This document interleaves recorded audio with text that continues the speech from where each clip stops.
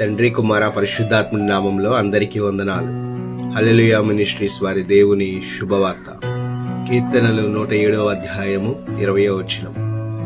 ఆయన తన వాక్కును పంపి వారిని బాగు చేసింది. ఈ వాక్యం ద్వారా దేవుడు మనతో మాట్లాడుచున్నాడు. నిరాకారములో ఆకారమును సృష్టించినది ఆయన వాక్యం. చీకటిలో వెలుగును సృష్టించినది ఆయన వాక్యం. సమస్త సృష్టిని చేసినది ఆయన వాక్యం. సముద్రాన్ని చీల్చినది ఆయన వాక్యం. బండ నుండి నీటిని ఇచ్చినది ఆయన వాక్యం. ఎండిన ఎముకలకు జీవం పోసినది ఆయన వాక్యం.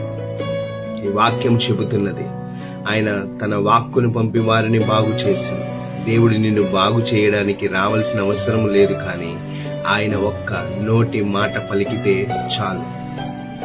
విశ్వాసముతో శతాధిపతి అన్నాడు, ప్రభువా, నీవు ఒక్క మాట సెలవిమ్ము, నా దాసుడు స్వస్థపరచబడును. నీ జీవితంలో విరిగిపోయిన హృదయమైన, కుళ్ళిపోయిన శరీరమైన, దిగిపోయిన సంబంధములైన, తీరని వ్యాధి అయిన దేవుని వాక్కు వెళ్ళిన చోట స్వస్థత మొదలవుతుంది. వాక్యం అంటే కేవలం పుస్తకములోని అక్షరము కాదు, అది దేవుని ఆత్మ. నీవు పడిపోయిన గుంట ఎంత లోతైనదైనను దేవుని వాక్యం అంతకంటే లోతుగా వెళ్ళి నిన్ను పైకి లేపగలదు. లోకం నిన్ను వదిలేసిన చోట దేవుని వాక్యం నిన్ను పట్టుకుని నిలబెడుతుంది.